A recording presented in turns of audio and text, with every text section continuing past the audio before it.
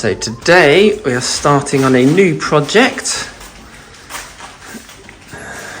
with the Plastering Guru. Say hello. We've got a... So this entire house had floods, two bricks high, would you believe? They had some serious rain, and a particular drain, I believe, was blocked and caused huge amounts of water to pour into this area. So it has since been dried, prepared, and they have prepared it all like this for us. And now we are here to make all the walls look pretty. We are now almost fully protected. We are fully protected in the rooms we're working in today. And hacking on in here. So jobs like this, the customers have asked us to patch in, so we're dot and dabbing underneath into the existing, and then we're making good. And then again, they're going to get a professional painter and decorator in to do all the rest of the little, I mean, there'll be bits and pieces all over, but they've asked us to just focus on the main big chunks, the bare bricks, and plastering into the existing walls, and then all the fresh new plasterboard walls that they've done, we'll be plastering them as well.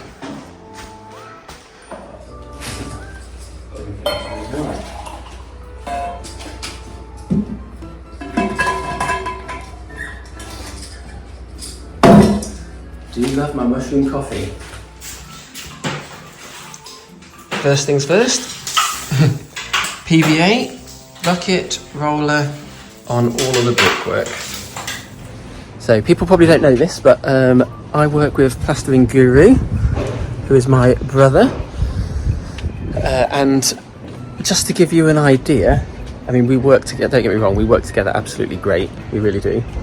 Have been for years and years now.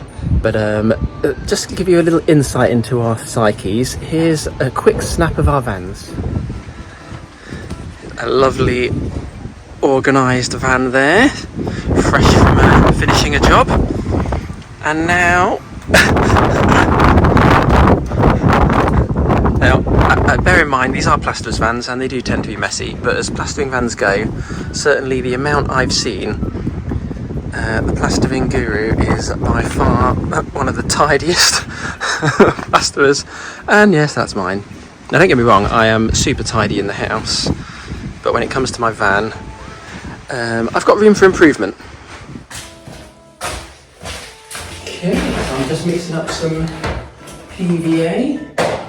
So many different types out there, and believe it or not, they come in all sorts of different thicknesses as well, which can be a bit confusing, but it normally says on the back how much you can dilute them. I get this universal Everbuild contractors PVA all the time.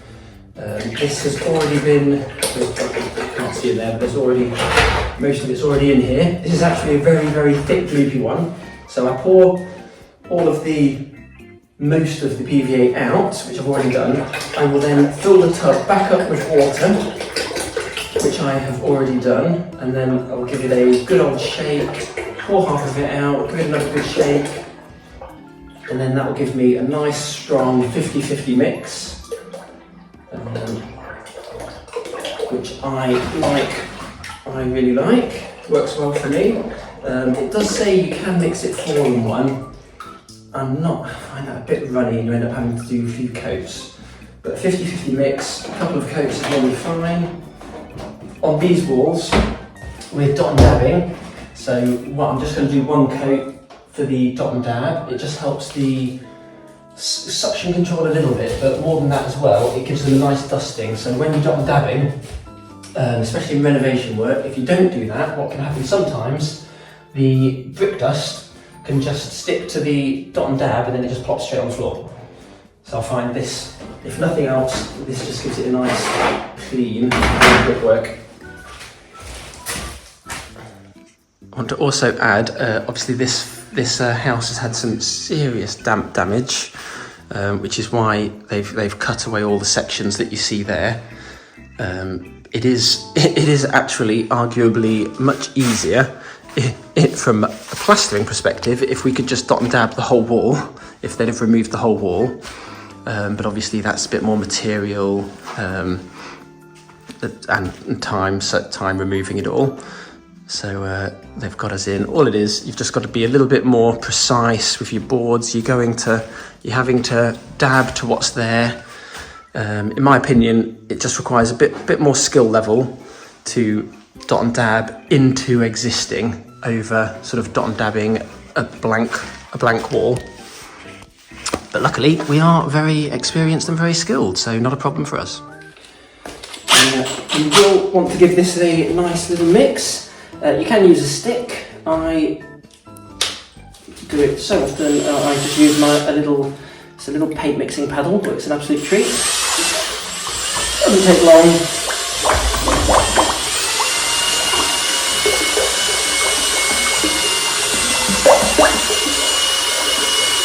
There we are. Obviously, we do this day in, day out, so we've got all sorts. We've got loads of these old 10 litre buckets. Obviously, if you're only doing bits and pieces, you would need to get a bucket. This is an old pre-grit bucket. Obviously, it's not pre-grit anymore, but it's still handy. And you can see that's nice, creamy mix there. It's all mixed nicely. So it doesn't take long to give it a nice mix. There we go. There we are, that is ready to go. Get my trusty roller. That is actually my short-haired roller. Probably be okay on this, but I do have a masonry roller that has much longer hair on the roller, which just makes super light work of going over brick. And I will use that one instead.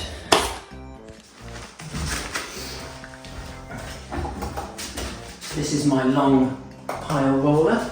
If you can see on the camera there, but it's got much longer bristles. It retains much more PVA, and then over these rough brickwork, it's just much easier. And then so we just dip it in there, nice and generous coating.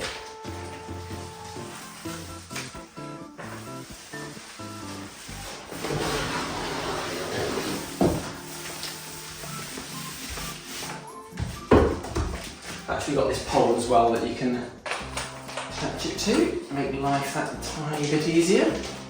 And you can say anything can make your life a little bit less bendy, less physical when you do it day in, day out so much. It really helps.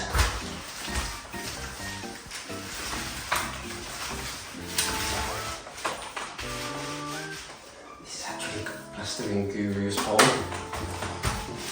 Tell him.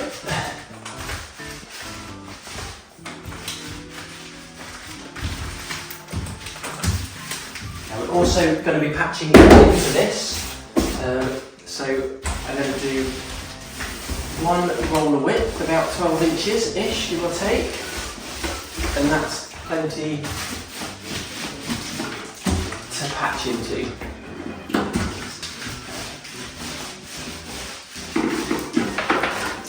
Actually, I've got a very good painter and decorator coming to sort out some of the other bits as well, which is nice.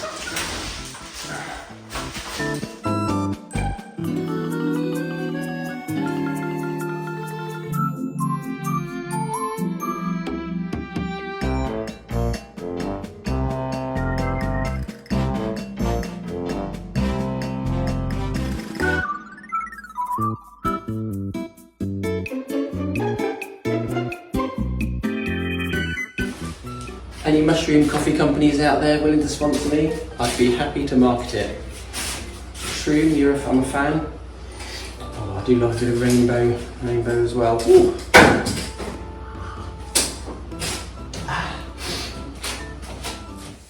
Classic. Have you looked at the working out? The van 3 times. What's in the van 3 times? Me, jump like this. Oh no! It was out in your bucket. Well, that's what I thought. I couldn't find it. Oh, sorry, yeah. You watch my video and you'll laugh later. Bye. It's Plastering Guru's mixing paddle that I'm using for PVA. Oh, still. Oh.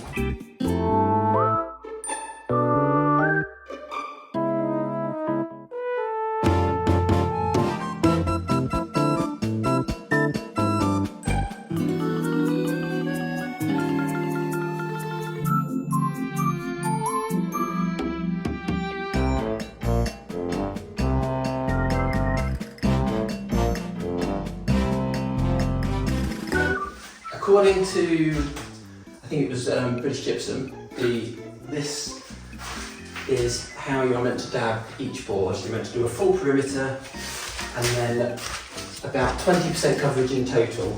And I know from experience there are people out there that think this is way overkill, but what I can say is it's pretty much the recommendation on the Gypsum website, which is why I started doing it. Well, the chap that actually taught me to double dab didn't do this much. He would do a perimeter and he'd do a nice thick skirting line, but he wouldn't have quite as many dabs as solid lines.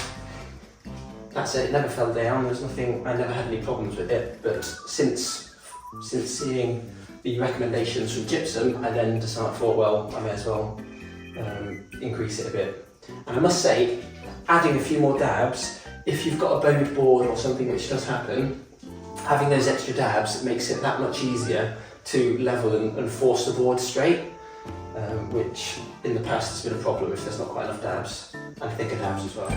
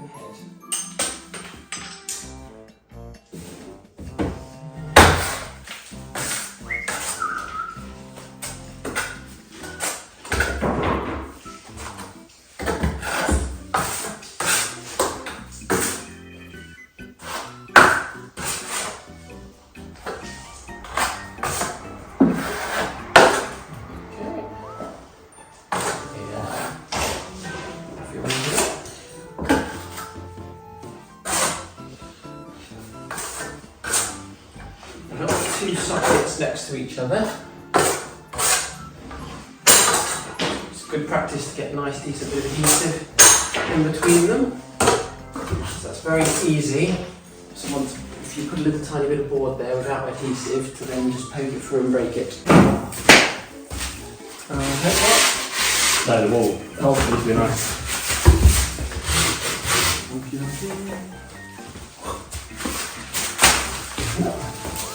If it doesn't fit, someone else did it.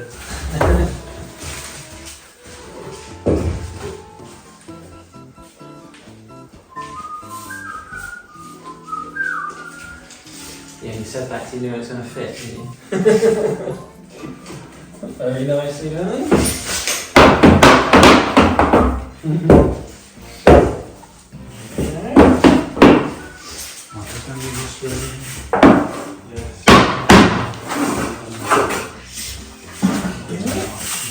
So almost lunchtime, 4 bags later. So that the little utility kitchen area is all repaired. Almost, there's just that tiny last bit there. Got round to here. Done all through there, so that's all prepared nicely. We're going to get some food and then we'll move out into here.